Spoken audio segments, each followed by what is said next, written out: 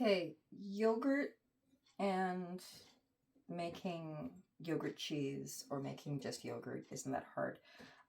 It's not insanely difficult. It's not something that I would say the average person cannot easily do. I was really scared of it for a really long time, and then I just decided that that fear isn't something that's necessary in my life. It's not something that I really want. It's not something that I appreciate. So I'm just going to do it. And I like to joke with my friends and family that I have curiosity issues, but really what it's about is just I see the price of things and I go, oh my goodness. I don't do this with like fresh raw cow's milk or any of that garbage. That's outside my means, and I recognize that. But what's not outside my means is standing here while I'm waiting for my coffee to brew in my French press, because I like me some coffee, and banging out some labneh so that we can have delicious herb cheese balls stored in olive oil in a Kilner jar in the fridge so that I can smear it on toast and tomorrow have an amazing breakfast. I use labneh a lot. I don't use it in place of cream cheese in like cheesecake because no. Um, but I do like it as a snack, and I do like it as something just easy peasy pudding pie that I can have for like on toast when I want to, or put it on crackers, or set it out when we have guests. Honestly, I would pop a sumac labneh ball cheese yogurt cheese ball in my face, and just eat it and be done with it. Now, why am I skimming off the top yogurt? Because when you make yogurt, you end up with this like super liquidy, crazy whey in the bottom. Now, if your yogurt didn't fully set, don't feel bad. It's probably 50-50 with me if my yogurt actually gets thick or not. And I use a really great, not sponsored, Holy Kraut Greek yogurt culture. I tried it in the Instant Pot a couple of times. Many times. It worked fine. I've just recently started really enjoying the yogurt maker because what we get is something that's so thick and beautiful. So you need about a tablespoon of yogurt left over. Basically, it's a tablespoon of yogurt per cup of water. Real life. Welcome to my kitchen. Labneh, you have to take the whey out of your yogurt.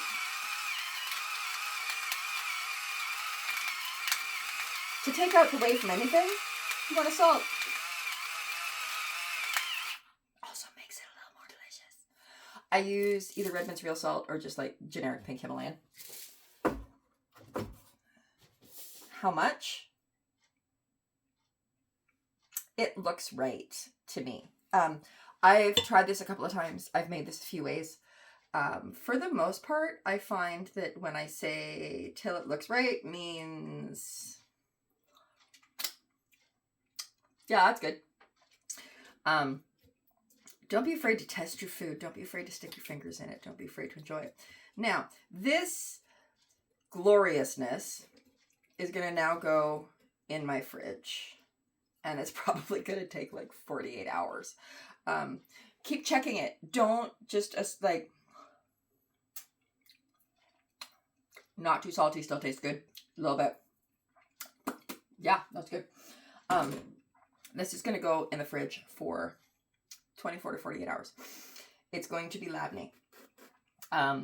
When it's super delicious, wonderful cheese, I'm then going to roll it in herbs and then make it into like little tablespoon size, like quenelles or balls, and then roll it through herbs and then put it in a jar and then top it with olive oil, and the olive oil will keep the oxygen off it, which stops it from aging and oxidizing and breaking down. That's the whole purpose. It's just storage of delicious cheese. Now, what's happening here is it looks like cream is coming out, and it's milky and it's white. It's fine. It's just some extra liquid from the yogurt. Sometimes whey comes super creamy. Sometimes whey comes not very creamy at all. But the bag is going to stop the yogurt from falling through. And if it doesn't later on, when it gets a little bit thicker, feel free to just pour the cream back through the yogurt and let it sit for another couple hours. Salt does amazing things. Now, what am I going to do with this? So this is yogurt. This is runny yogurt. This is runny yogurt that I could put through another yogurt bag just to grab all the solids, but I actually kind of want the whey. So what I'll do with my super runny yogurt is put it in the yogurt maker. And then I'm going to top up the batch with some milk. Probably looks like I need about 3 cups for this bowl. I like this bowl. I don't know why I like this bowl. It's a pretty bowl. It's kind of cute. It works. It holds exactly 4 cups. So we make 1 liter of yogurt at a time, or 4 cups of yogurt at a time.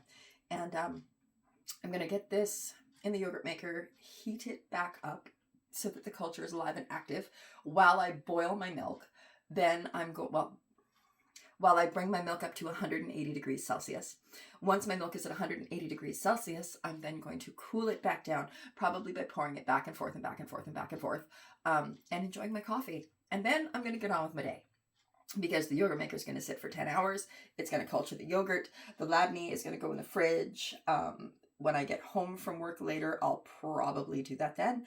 But in the meantime, that's it. That's what we do with yogurt, other than,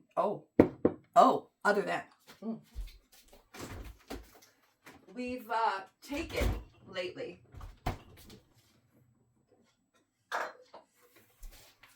got these ridiculously super cute bottles. So we take a ridiculously super cute bottle, we fill it up with yogurt, about halfway, then we layer in honey, like maybe a tablespoon-ish of just enough to make like a little thin layer to cover. And then we're either putting fresh homemade compote, which is like frozen fruit that I sprinkled like 1 cup of fruit and 2/3 of a cup of sugar and threw it in a pot and cooked it till it jammed. And then it's like 2 tablespoons of that, and then I top it back up with yogurt. According to my fussy eater, it tastes just like store-bought. It's sweet, it's got fruit, it's got all the good things, and it's all natural, but it's a perfect serving. And I like anything that's a perfect serving. The grandkids even eat it. Because just straight homemade yogurt, everybody's like, oh my God, what do you do with it? I use it instead of milk in baking. I use it in bread. I use it in biscuits. I use it in like American biscuits, not like biscuits. But I would probably put it into like a sugar cookie if I was really honest. But that's some of what we do. Come back again. We'll talk more.